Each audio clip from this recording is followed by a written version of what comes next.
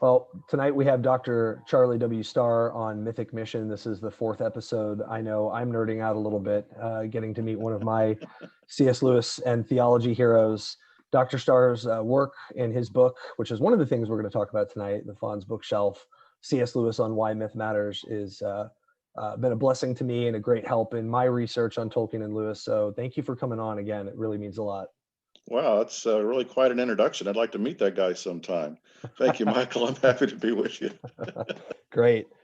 Yeah, it's been a great amount of fun connecting with Tolkien and Lewis scholars all over the world these last couple months. For me, I've met a lot of people I never thought that I'd be meeting, that I've been reading their books for years and owe a great debt to all these great scholars. So I'm happy to have you on. So tonight, as you know, we have a main subject to talk about, Lewis and his perspective on myth, which is a notoriously difficult, I know, concept for my intro to humanities students as I walk them through it. And your work has been very helpful in helping unpack that. We have a lot of great subjects for the show tonight, but can you just start telling us where you teach, what you specialize in, and how you got into Lewis as a good launch platform? Yeah, so I teach at Alderson Broaddus University in Philippi, West Virginia. Mhm. If you've never heard of either Philippi or Alderson Broaddus, neither had I up until a couple of years ago. I was teaching at a different institution prior to that, but I'm happy to say I've been here at AB for a couple of years where I teach English and humanities. Mostly I teach composition classes, but I get to teach a Tolkien class, a Lewis class, some humanities classes. Great deal of fun. It's beautiful here in Appalachia, as they would pronounce it here. Really, really glad to be here. I've been teaching now for over 30 years. Oh, wow. In addition, as of this year, I am a visiting professor for the online seminary, Northwind Seminary, Yes. who has just developed a program in romantic theology, a study of the works of the Inklings. Mm. And I'm happy to say that I'm teaching in that program right now. So this semester, I'm actually getting to teach an undergraduate C.S. Lewis course and a graduate C.S. Lewis course for a great doctoral program. Wow, I've heard of the program and really enjoyed seeing the team that they've amassed there. I know Terry Glaspie is teaching there as well, and I think Dr. Markos is visiting professor as well. Is that right? Well, he's a what do we call it, a honored lecturer or something Ah, like that. okay. So Crystal Hurd's one of the visiting Hmm. lecturers, or visiting lecturer. I think we're visiting professors is what we are. So Yeah, myself, there's a Crystal Hurd, and difference. Terry Glaspie, Very and of good. course Michael Christensen runs the program. Yes, And then we yes, I have a know, number of Doctor. honored lecturers, including Lou. Very good. Yeah, it's a wonderful opportunity. If anybody has a chance to sign up for that program, I've heard wonderful things so far. So really great. Hey, a doctorate in 2 years, hard to beat. That's unheard of. Yeah. And on one of the most beloved subjects. So great. Thank you so much for sharing that. Yeah, I used to live in Falls Church, Virginia a number of years ago. We used to come out to the Shenandoah Valley in West Virginia and enjoyed that a great deal as a kid. So it's been some years since I've been up there. Harper's Ferry was a favorite haunt of ours. Cool. So Yeah. yeah. All right. Well, then I was also supposed to tell you about how I got into Lewis. Yes, please. Yeah. I started in college. I'd never read Lewis until I got to college. Mm. Read Mere Christianity in an apologetics class, and then some folks gave me some Lewis to read. The summer after my freshman year in college, I read the Chronicles of Narnia for the first time. And I would say at that point I was mildly hooked, but I wasn't completely hooked into Lewis and until a little bit later. And as I was working on a master's degree under a wonderful classicist named Louise Cowan at the University of Dallas, Mhm. that I learned about the importance of imagination as a mode of knowing. Something that in the school that I had attended, even though I was being taught theology and taught Bible, I wasn't being taught really biblical epistemology. I was really being taught what most of us are taught, which is more of a modernist epistemology. Um, so it wasn't until probably I read Till We Have Faces, which would have been in the early 90s, Mhm. that I really got hooked enough on Lewis to say, I want to pursue this more. Now, I had always read a little bit of Lewis from time to time, but Till We Have Faces just sort of did it for me, because at that point I'd had my training in literature from Dr. Cowan, and I understood then what Lewis was really doing with that novel. I understood the importance of imagination Mhm. from Lewis. So it was around 95 or 96 when I first started teaching college that I really dedicated myself to learning to teach Lewis as well. And I've been hooked ever since. Wow. Yeah, that's a novel I have not, one of his writings I have not read. It's the one main work I think that I haven't read. I've read a lot of his small essays the last few years, but everyone keeps telling me to read Till We Have Faces. And it's a retelling of the Cupid and Psyche myth. Is that right? Yeah, absolutely. And it's Mm. probably the greatest novel he ever wrote. Wow. That's what most of us think. Even There are better a than, few holdouts, but most of us think, yeah, it's his greatest novel. And he thought it was his best novel. Okay, that's His telling. favorite was Paralandra, but he thought Till We Have Faces was his best novel.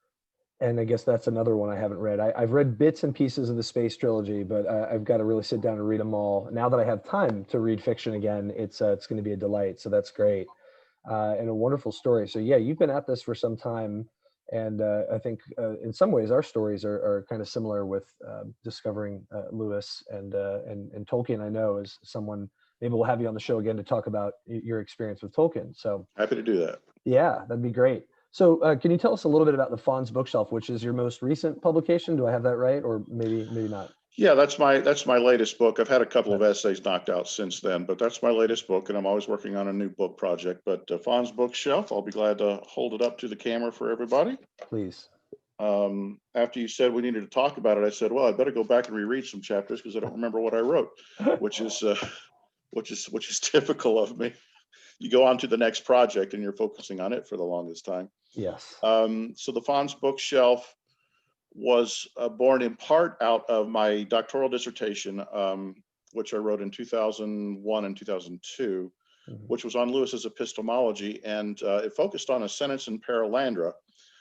In a key sequence in Paralandra, Ransom, the main character, is coming to realize that the triple distinction of truth from myth and both from fact may have been part and parcel with the fall, and that Mm. outside the terrestrial world it might have no meaning. So I was absolutely fascinated, first of all, by the idea that myth could in some way be true. I was equally intrigued by the idea that truth and fact are not the same thing in Lewis's mind, and I had no idea what that meant. Mhm. So my whole dissertation was an exploration of that sentence, essentially, which produced then a very large section on myth, Mhm. a section that I didn't do very much with because I got caught up working on other things afterwards. So I never really quite published my dissertation. I might just use bits and pieces of it for a variety of things. Mhm. Then I'd say about 5 years ago, I was invited to speak at a conference that was the C.S. Lewis and the Inkling Society conference, and I was invited to speak on their conference topic, which was "Is Man a Myth?" Mm. And of course, that is the title of one of the books in Mr. Tumnus's library, "The Lion, the Mhm. Witch, and the Wardrobe." As he is preparing tea for Lucy, she notices the titles of the books in his library, titles like "Nymphs and Their Ways," "The Life and Letters of Silenus," um, "Men, Monks, and Gamekeepers, A Study in Popular Legend," and then "Is Man a Myth?" Yes. Well, as I was thinking about what I would talk about, I decided it might be a great deal of fun to take those four titles and see what we could do with them. And Mhm. I sat down to write my talk then. And by the time I hit page 40, I realized, you know what, you've probably got enough material that you could take this, mix it with what you wrote on myth over a decade ago, and produce a very nice book from it. So I Mhm. went ahead and I finished out the talk, and I had 60 pages when that was done, which is far too long for a talk. You need about 15 or 20. But I went ahead and I finished it out so I could say, well, here's a first draft of what might then become a book.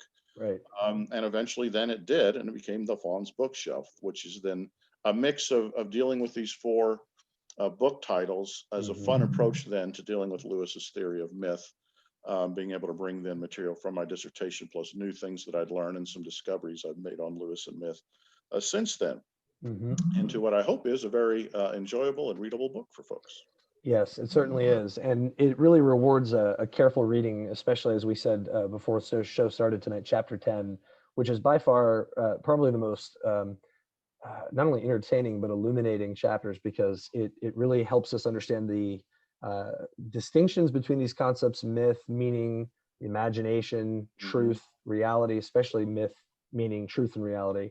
and also, of course, what C.S. Lewis thought about these concepts and the usefulness that it has for us in our discipleship with Christ, but also in apologetics. And I think the importance of indirect communication, which is really what myth, I think, is. And I'm reminded of something else Lewis said about sneaking past the watchful dragons, that guard our minds. Our faculty of reason often kind of makes us unable to listen to things, and so sometimes an appeal to the imagination is necessary. So yeah, Absolutely. and I think it's chapter 11 as well. It's the one on Lewis and northernness, and that haunting episode he had when he was younger. When he, I think first was it when he first encountered the myth of Balder. Mm. I I think. heard a voice that cried, Balder the beautiful is dead, and echoed in the misty air like the mournful cry of sunward sailing cranes. Beautiful. And it sent him into northernness, he said. Yeah. Yeah. Yeah, and exploring that and its relationship, I think, also to the concept of joy is amazing. And Lewis's journey is very, very helpful. And of course, many people are drawn to him because of his kind of roller coaster ride to faith. And you unpack that in your book as well. You know, he was I think born in a Protestant Irish family, right? And then Mm-hmm. he became an atheist after his mom passed away of stomach cancer. His service in World War One. And then until the late 20s, 1930, he was a theist around that time. And that, I Yeah. think most people miss that detail. And then in 1931, that September 19th talk he had with Dyson and Tolkien. And then, of course, a few weeks after that, his letter to Arthur Greeves, he said he was finally a Christian again, but Yeah, that's right. in a whole new way. So for That's those of right. you that want that journey, and of course, the centrality of myth in Lewis's story there, this is a great book to read, and wonderful pairing with our previous guest, Dr. Louis Markos, and his book, The Myth Made Fact. Both books, you'll learn so much. So, of course, I want to ask you about myth, but I want to hold off on that because you mentioned a lot about the concept of myth and truth and reality not being the same thing. I think a Mm-hmm. lot of people are going to be confused about that, especially Christians. Many people in the church just think myth is useless, just like many think, unfortunately, apologetics is, which Mm-hmm. is sad. So we need myth not only to reach people outside the church, but maybe inside the church. So we'll talk about that towards the end of today's session. But you are the world's foremost expert on C.S. Lewis's handwriting, which I don't think a lot of people know is a thing. So tell us a little bit about that. Yeah, I Like, didn't wow. either. In 2011, one of the reasons I did not write about a myth extensively yet or try to publish my dissertation is that in 2011, Mm. I got caught up in working with my first C.S. Lewis book, which published his mysterious Light manuscripts. And here was a manuscript that told a very strange story, and that is difficult to interpret, and that had disappeared for at least 20 years, and then suddenly resurfaced in the mid 1980s. There was a great deal of question as to whether the manuscript was authentic or not, whether or not it was a forgery, and then also as to when it was written. So there were some claiming it was a forgery. There were some claiming it's authentic. Lewis's friend Owen Barfield said Lewis had written it before he became a theist, even in the late 1920s.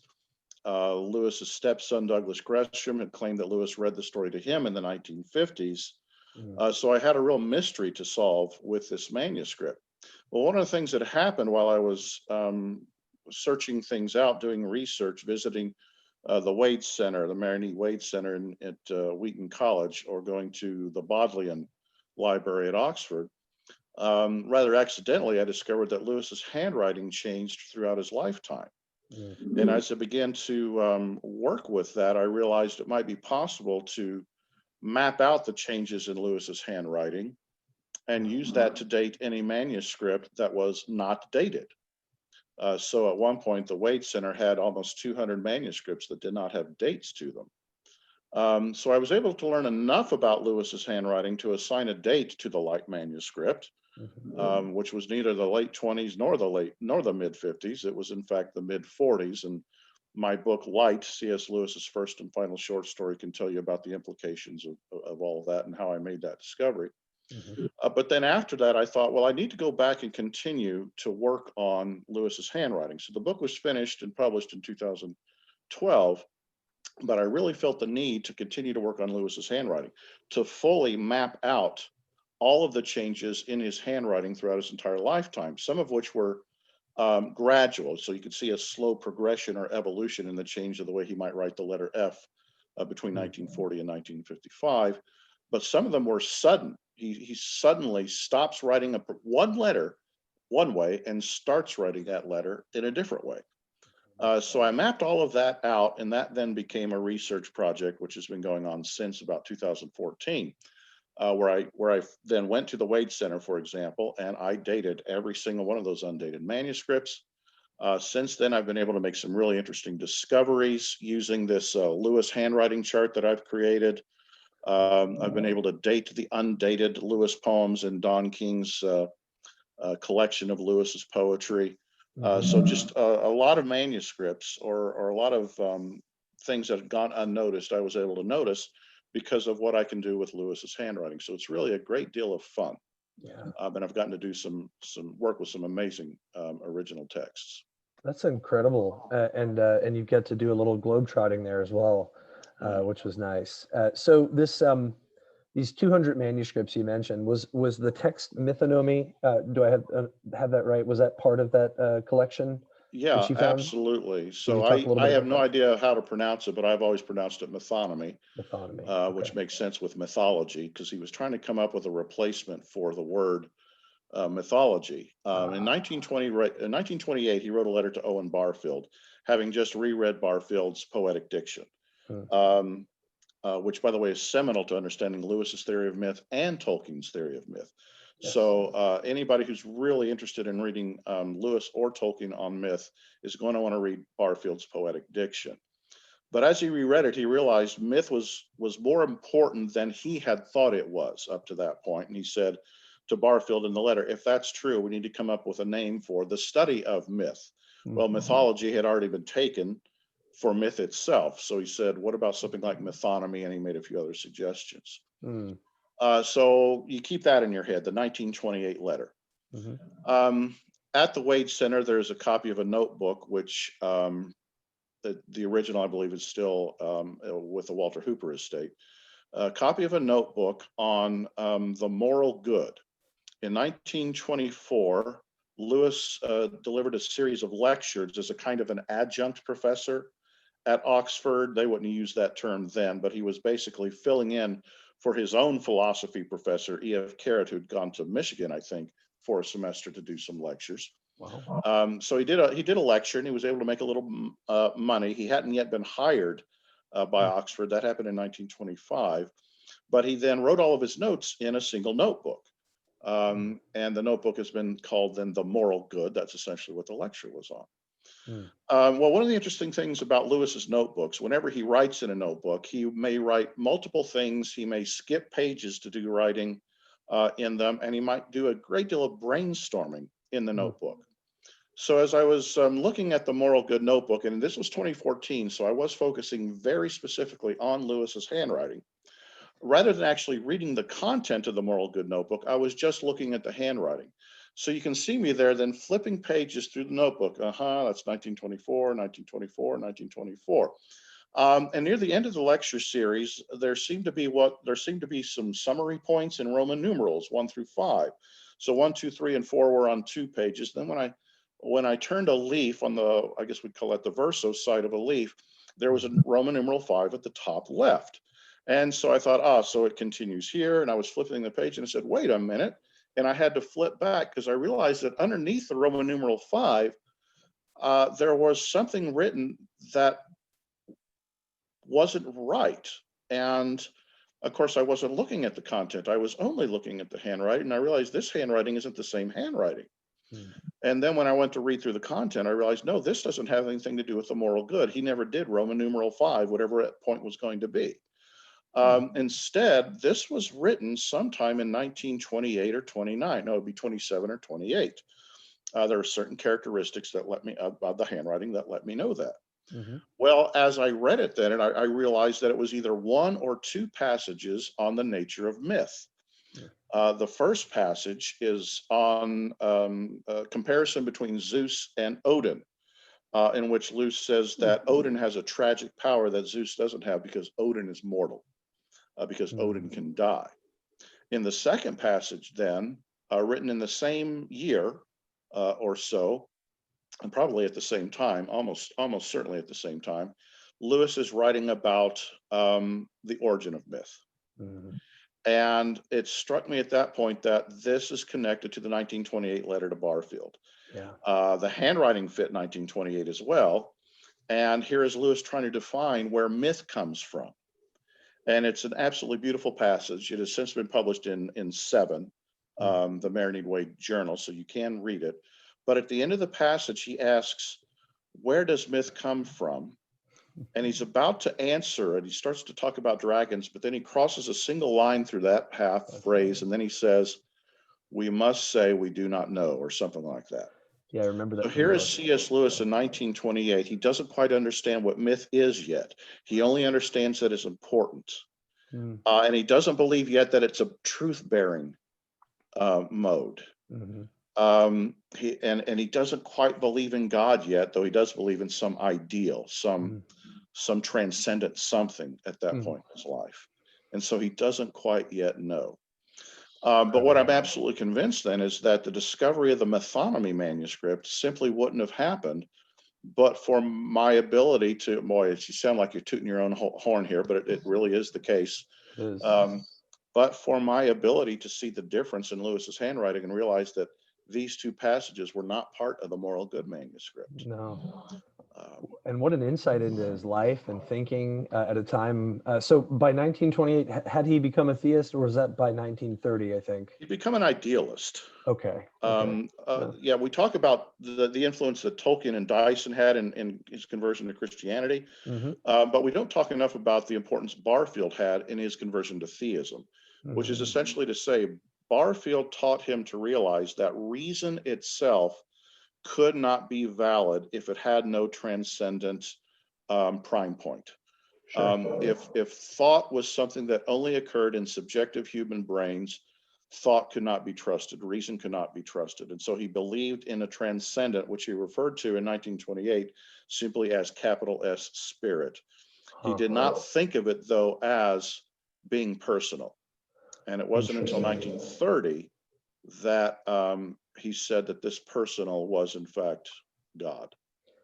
That's amazing. Now, I'm recalling a passage from Myth Became Fact, which he wrote in the 40s, as myth transcends thought, the incarnation transcends myth, I believe he said.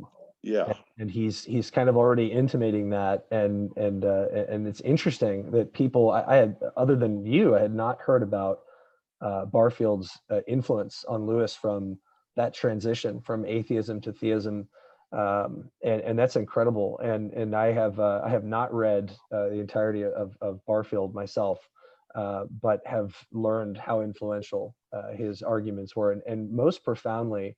And I know this is going to be our segue. So thank you so much for walking us through your discovery. I wish I'll have to take notes after listening to this again because I was fascinated. Barfield's argument that we spoke kind of a mother tongue or an original tongue at the beginning, and that there wasn't that subject, object, abstract, concrete, even to some of my listeners, mythos, logos split in the beginning. And that or language, literal, figurative too, yeah. Exactly. Yeah. And that mythic thinking was kind of mythological thinking. It was a unitive experience, and we spoke that way because we thought that way. That's and right. So this kind of reverses the Schopenhauer Freudian argument, right? That, it's just cosmic wish fulfillment. We just want there to be a God, and that we create the experience and idea, reality of God through our words, which is also kind of an existentialist idea, right? And that's interesting that Barfield, he doesn't take that tack. He thinks this was a reality. We discovered it, and upon that discovery, that's why we spoke that way. But something cleaved those pairs, right? It will cleave those unities into pairs, and that you argue, and I think Barfield argue, was the fall. And I think this is a really fascinating insight we'll get into here momentarily, but for our, I will. obviously, go I ahead. will say briefly that I don't know that Barfield though Barfield believed in the fall. I don't know that he said it was the result of the fall as much as Lewis would say it was the result of the fall. Lewis, thank you. Barfield's ideas are evolutionary, Oh. and frankly quite strange. Hmm. But he believed it sort of had to happen, and Wow. that we are heading toward a process where we will, where having separated all these things out, we will begin to reunify them. Incredible. So Barfield believed in the anthroposophic Mhm. ideas of Rudolf Steiner, and Barfield's ideas are pretty quirky. I'm Mm. supposed to teach a Barfield class for Northwind, and I myself have only read a few Barfield books, so I'm now steeping myself in Barfield, Wow. and it's quite painful. So I don't recommend it immediately to Good to to know. your Okay. Note to listeners self. or readers. Where's my notebook? Yeah. Yeah, Um, I should have known this, but I didn't realize Barfield, so he wasn't a Christian. And I think this is maybe he worth pointing did. out. He did allow himself to be baptized. Okay. But I think that might have been more for his family and maybe Mhm. even friends like Lewis. Okay. But anthroposophy is, it believes in Christ. It believes in his importance. It's just, well, the Catholic Church called it a heresy somewhere around 1912 or something like that. Oh, okay. So he certainly believed in a cosmic logos, and he believed in the importance of Christ. But what he Okay. believed about Christ is very different from Orthodox Christianity. So thank you for making that clarification that it was really Lewis, upon the influence of Barfield, who drew that conclusion. And I think you talk about in your book how that works its way into the space trilogy a little bit. And as you said earlier in Paralandra, there's that, uh, you know, I think there's a line in Paralandra, right, where the incarnation is the beginning of the disappearance of that split.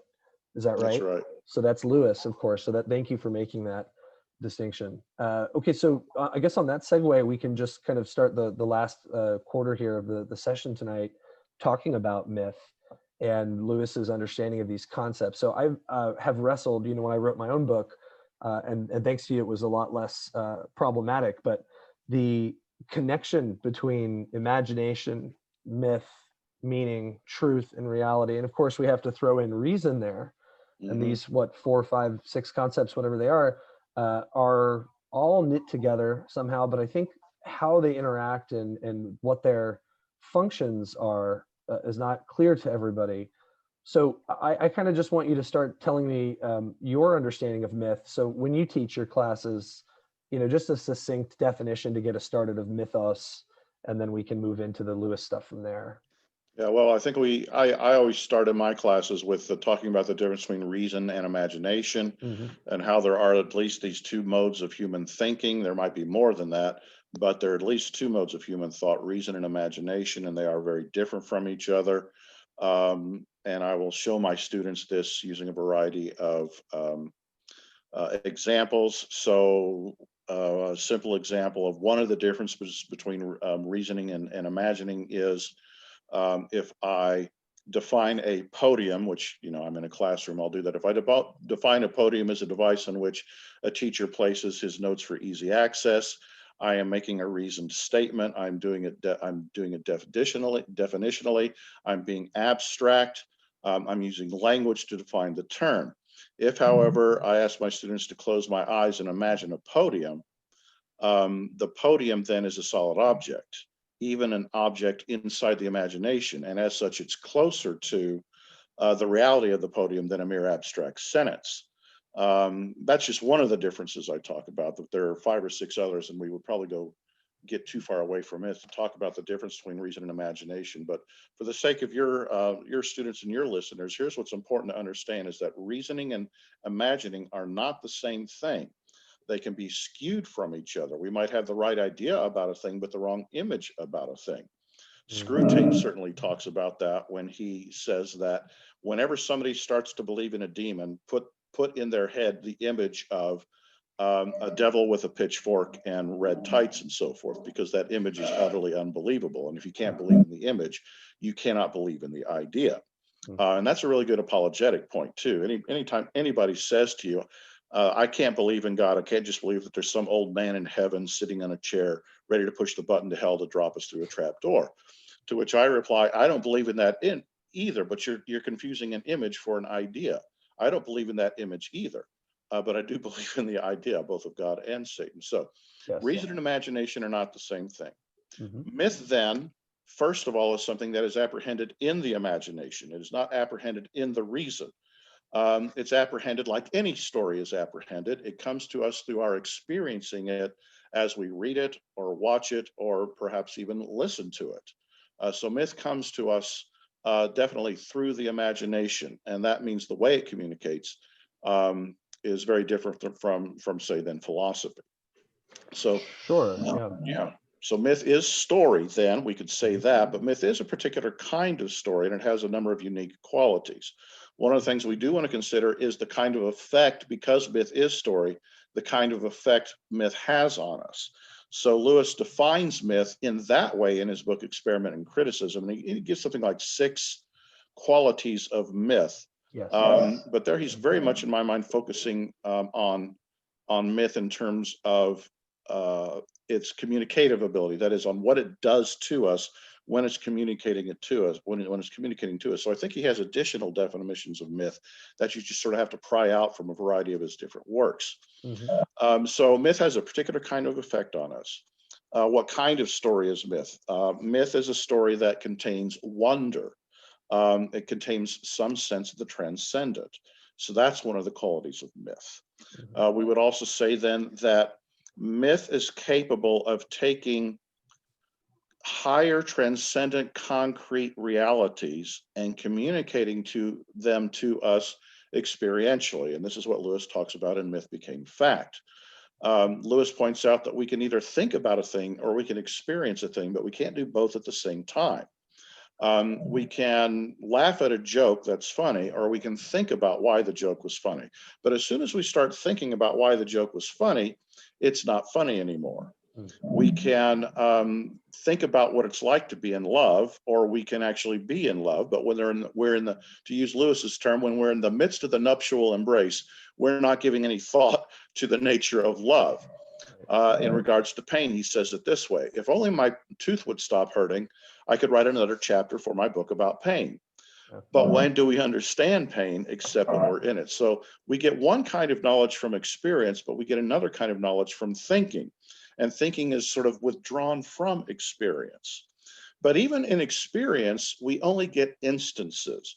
So if we experience being in love, we're only experiencing this one instance of myself being in love with this wonderful wife of mine for 35 years.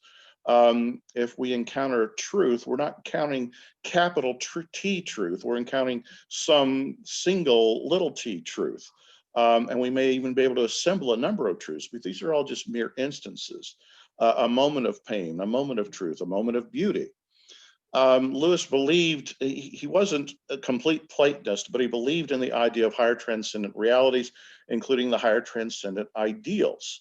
There's a wonderful example of that in Charles Williams, and Lewis, one of Lewis's favorite Williams novels was The Place of the Lion. Lewis and Williams were good friends.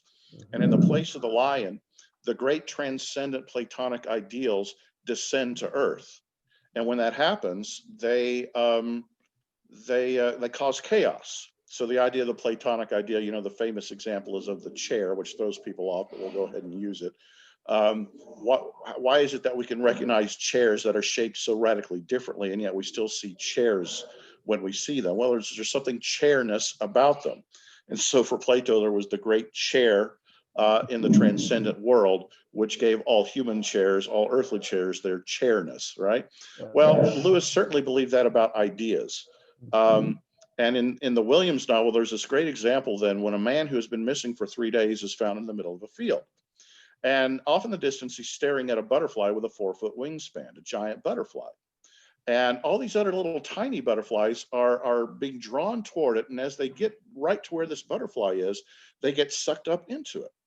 And the man is just standing there in a trance.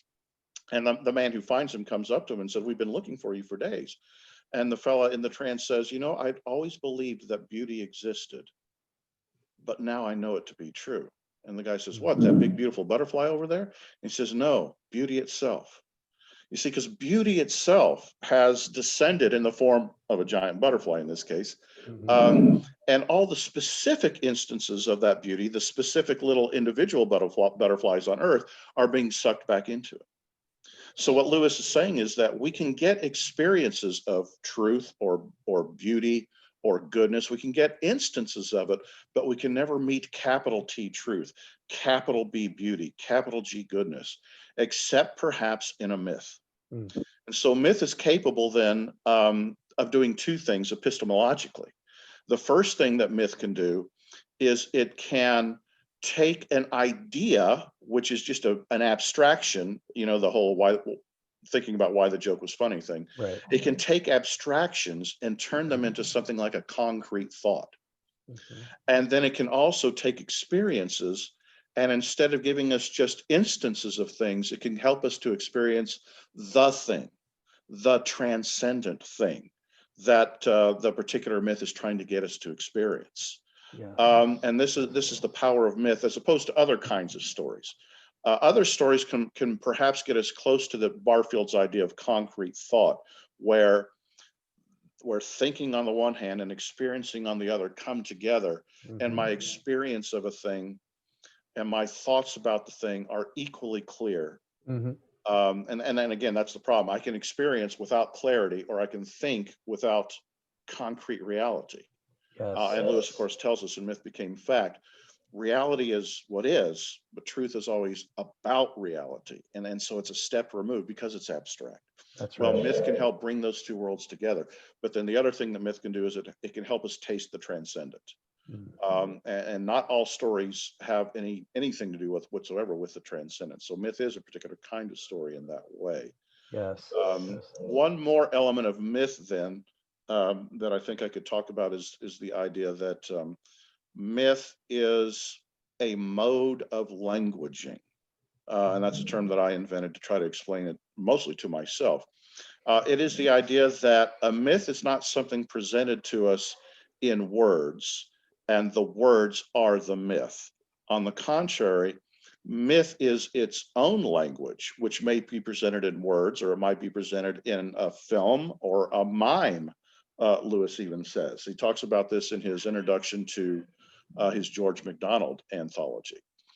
He says, I'll add to what he says, but I'll start by saying, when we think of Greek mythology, we usually think first of Homer and the Trojan War. And here's the person who wrote about this, and his literature is great literature. All right, so that's what I would say is the counterexample to what Lewis offers then in the George MacDonald anthology, which is when Lewis talks about Norse mythology. He says, when we think of the story of Balder, we think of a very great myth, but whose version are we thinking of? And Lewis says, well, really nobody has captured the myth of Balder in literature very well. Lewis would say elsewhere, for example, that when you're reading Keats, the language matters as much as what the language is saying. But when you're reading great myth, the myth transcends the language. And once the language has communicated the myth to you, the language has done the trick, and now you have the myth itself. So Lewis would say then that all of the plot elements of a myth, the underworld journey, the need for a rescue, the sacrifice, the death and rebirth, all the plot elements of any particular myth, plus all the objects or creatures in that myth, giants, dragons, dwarves, elves, these are the language of myth. Myth is a mode of languaging in which the objects and events within the myth are the language. Okay, so it's not the word giant that is in the myth, it's the giant itself to which we assign the word giant. That is the thing that is communicating something. Tolkien says somewhat of the same thing about dragons, very specifically, though he doesn't quite into as much detail. By the way, there will be a book out this year called Tolkien and the Arts, and I wrote a chapter for that book, and it's on Tolkien's theory of myth.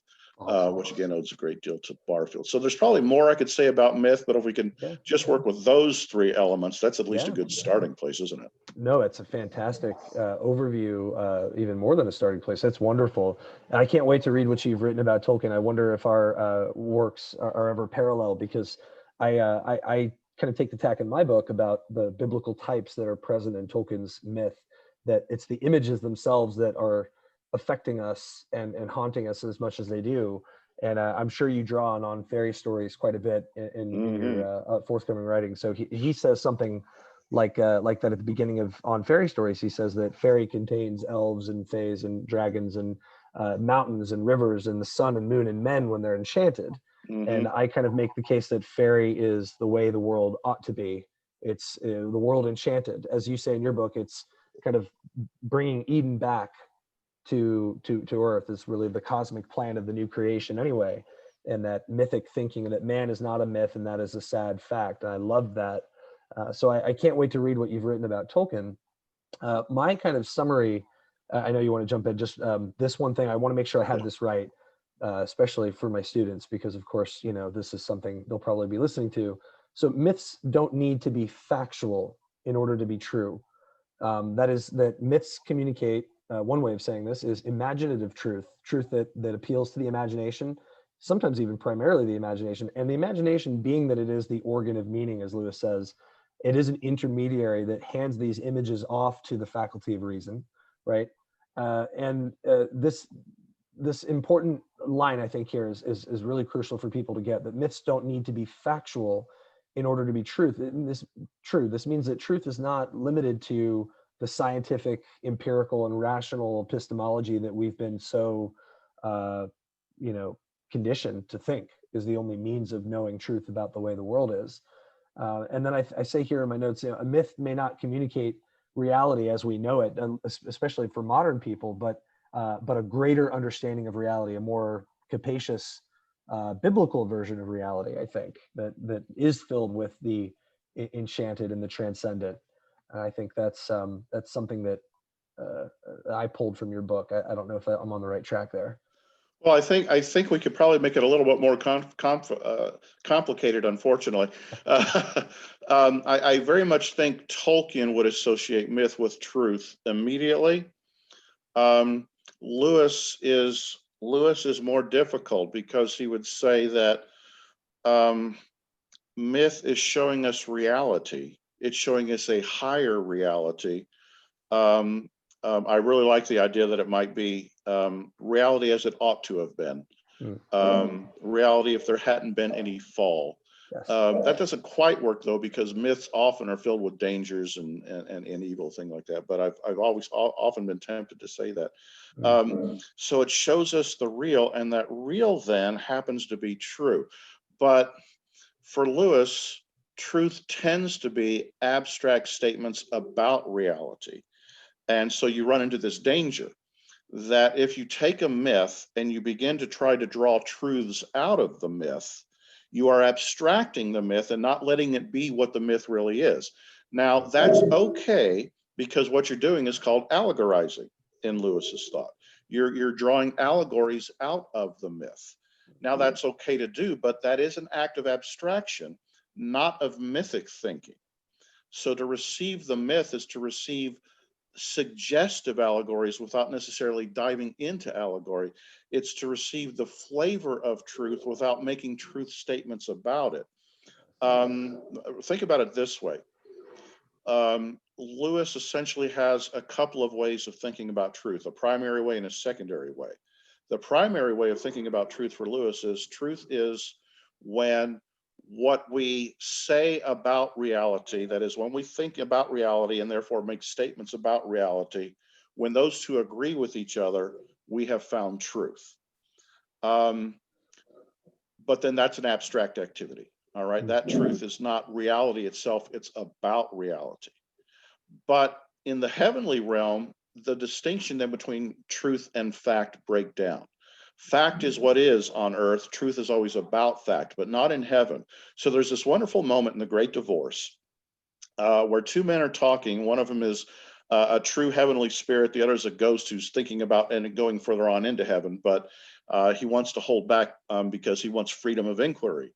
And the other fellow says to him, you can't have freedom of inquiry in a place where you're going to get final answers. And the ghostly guy says, well, yeah, but don't you think final answers are stifling? Isn't it the journey toward truth that matters more? Which I think is a terrible idea, by the way. I hear people say, I'll get back to that in a minute, but just let me whine or rant here for a second. When people say it's the journey that matters, I just want to go, have you not spent time in airports? All right. Have you not flown on a plane for 9, Amen. 10, 12 hours? Yes. No, get me to the destination. Get All me right. So there. anyway, the journey may matter, but one doesn't travel hopefully without a destination too. Yes. All right. So, and so the Spirit says that.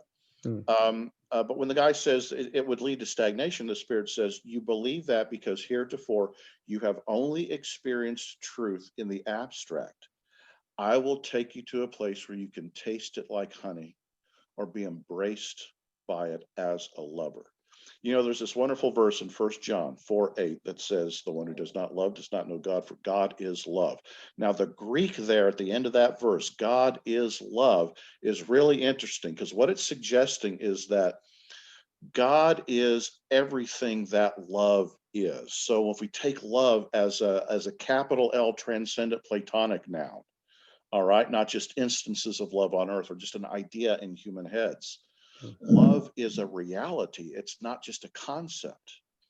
And in God is that love. In heaven, we don't just meet the person who loves us. We meet love himself. In heaven, we don't just meet the person who can teach us truth. We meet truth himself. That's why when Pilate said to Jesus, what is truth? Jesus didn't answer because the answer was standing right in front of Pilate and he missed it. Now, this is a difficult concept for modern people to think of. When we think of something like beauty, when we think of something like truth, when we think of something like justice or goodness, or any other great transcendent idea, we only think of it as something that exists inside people's heads, and these are only matters of opinion. But even the ancient Greeks understood, and you see an example of this in the book of Acts, when Paul is shipwrecked on the island of Malta. He swims ashore, and then just after that, he's bitten by a snake, poisonous snake. So the people of the island figure he was a prisoner on a ship. The ship wrecked, and even though he survived from the shipwreck, now the snake has bit him and he's going to die. Well, he doesn't die, but what the people say at that moment is justice will not let him live. Now, if you have a really good Bible, you know that the word justice is capital J. That's not always the case in the Bible, but it should be capital J. Because when they say justice will not let him live, they're not talking about an idea, a personification like we would talk about it. They're talking about a person. They're talking about a goddess. That's how the ancient Greeks thought about ideas. Ideas weren't just these things, subjective things inside human heads. They were concrete realities. Yeah. So in heaven, we meet truth face to face. So in heaven, truth is fact. Mhm. But then to say that here on earth, myth points us to truth is much more of a Tolkien-esque thing to say than a Lewisian thing to say. Lewis would say myth points us to reality, and then that reality just happens also to be Yeah, I think in some way true. So it's very, very difficult. it is. Those distinctions.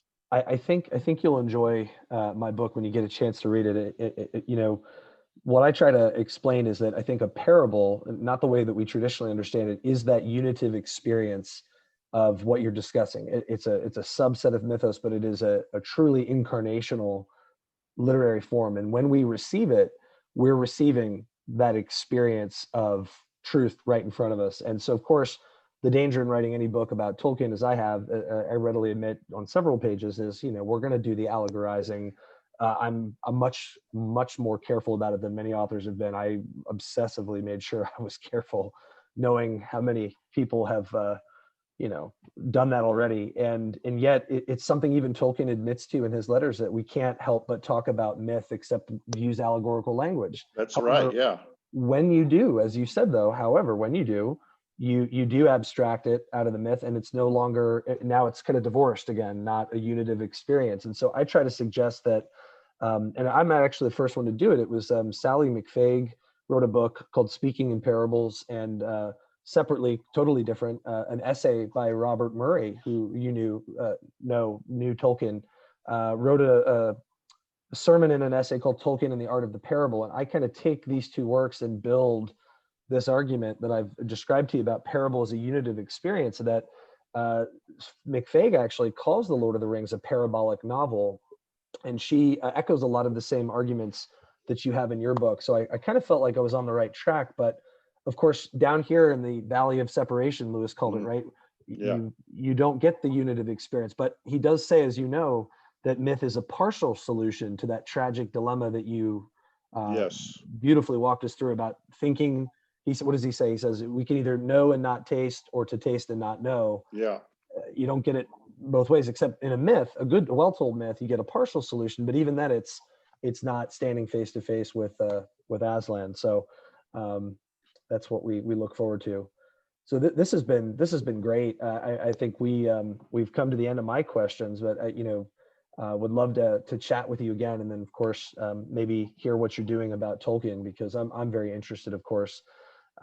So you work with On Fairy Stories, this forthcoming publication. Did you dive into that work at all? Oh yeah, certainly you have to. On Fairy Stories is probably the best place to go with Tolkien. Otherwise, the other major source for Tolkien on myth is probably that discussion with Lewis. Unfortunately, Tolkien didn't write a lot about that night. Instead, what we get Humphrey Carpenter talking about it in his book The Inklings, or we get Lewis writing about it in his 2 letters to Arthur Greaves. We do also, though, get that poem that Tolkien wrote, which has multiple names, including Mythopoesis or Philomethus to Mesomethus. But that poem has the kind of obscurity that you often get with Tolkien, so he never just sort of clearly says, well, here's what I think myth is. So It's a great Tolkien is one. much more difficult to do when you're trying to get at his theory of myth. Oh gosh, yes. Um, so you have to, again, you have to start with poetic diction, I think, and then blend a lot of Lewis and Tolkien together to try to get an idea of his theory of myth. But yeah, I think you're dead on. We can try to define myth so that our students or our listeners or readers can start to maybe experience things mythically and holistically. But then, if we want to ever talk about the meaning of a myth, we have to step back from it and start allegorizing it. And that's just because that's what we have to do. And allegorizing is much more conscious activity, much less imaginative activity. Mhm. I mean, yeah, it's as you say. I like your term unitive. I think that's a great term because it's the union of reason and imagination, isn't it? Mhm. And I think that's really, really significant. So Thank you. well done on you for that one. Thank you. But Thank you. yeah, ultimately we're allegorizing. In terms of thinking about parables, I tend to think parable is closer to allegory than myth, because there's that intentionality in it. Lewis certainly defined allegory as something that's very intentional, that's filled with meanings intended by an author, and the meanings tend to be singular. Where in myth, the author will fill his myth with multiple meanings, some of which even he might not be aware. Well, So I certainly agree with you. The great thing, I found a lot of biblical scholars who have been pioneering a kind of a new understanding of parable. So I go in that direction, that parable can have be a multivalent story, have multiple meanings, and so I try to put forward a new thesis there. But certainly the typical way of thinking of a parable is no different than an allegory. You know, it's a single meaning, it's a story with a moral point, it's an earthly story with heavenly meanings, and that's a and we have to just state the meaning, don't we? We have to that's what they state it say. in abstract propositional terms, and that's how we teach it in Sunday school. Oh, I hate it. And I that's not hate it. enough, is it? No. So Parable is more than that. I agree with you. Parable is yes. more than that. Well, so we'll see what you think of that when you get to read it. I think it's definitely a new argument. I think pushing the envelope a little bit with Tolkien studies, but I'm hoping some folks will see it as a good conversation starter. But one thing we do, I think, need to conclude on is that we all need to be mythical again, and to start thinking mythically. So maybe next time we have you on the show in the future, we can talk a little bit more about how this figures into the fictional writings, especially of Lewis, because Hmm. there were some really great examples about mythic reading that you have in your book. And Hmm. one thing I found fascinating was the idea of Mr. Tumnus's bookshelf. You know, they're thinking of us the way that we think of them. Yes. Isn't that great? I was like, wow, that makes so much sense. And I think of the Two Towers as well, and I talk about this in my book at one point.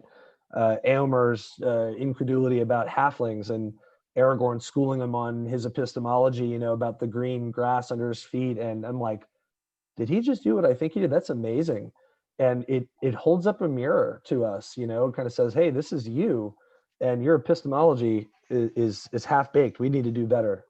And it's a lot more fun, isn't it? I mean, this has Yeah. been fun, and the imagination is all about fun. But of course, you also talk about the dangers of it, and of course, so Mhm. does Lewis in the Screw Tape Letter. So thank you again for coming on. I know there's so much more we could talk about, but we've run up our hour here. So thank you again, Dr. Starr. I had a blast. Yes, we'll Had see a you blast. next time.